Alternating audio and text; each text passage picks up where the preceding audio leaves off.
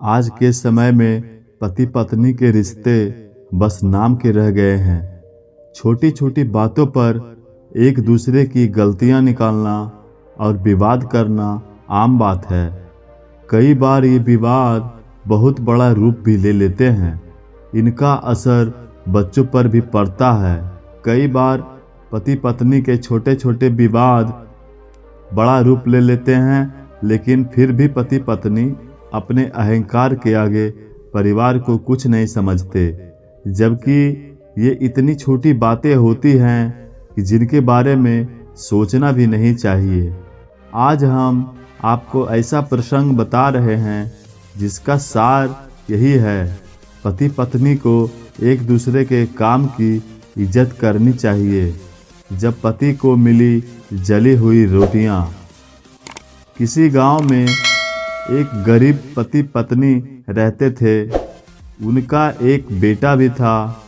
जैसे तैसे उनका जीवन चल रहा था। उनके पास धन तो नहीं था, लेकिन मन का सुकून था। पति पत्नी एक दूसरे से बहुत प्रेम करते थे और अपने बच्चे को भी अच्छी शिक्षा देते थे। एक बार रात को पति दिन भर का काम करके घर आया। पत्नी ने सब्जी रोटी बनाई और पति को खाने के लिए दे दी। उनके बेटे ने देखा कि रोटियां तो बिल्कुल जली हुई थी। बच्चा ये सोच रहा था कि जली हुई रोटियां पर किसी का ध्यान गया या नहीं। उसके पिता ने वो रोटी बिना कुछ कहे प्रेम से खा ली। पत्नी से कोई शिकायत नहीं की।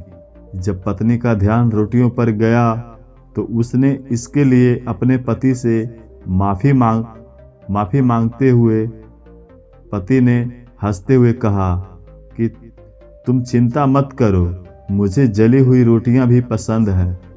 खाने के बाद उनके बच्चे ने पिता से पूछा कि पिताजी, क्या आपको सच में जली हुई रोटियां पसंद है?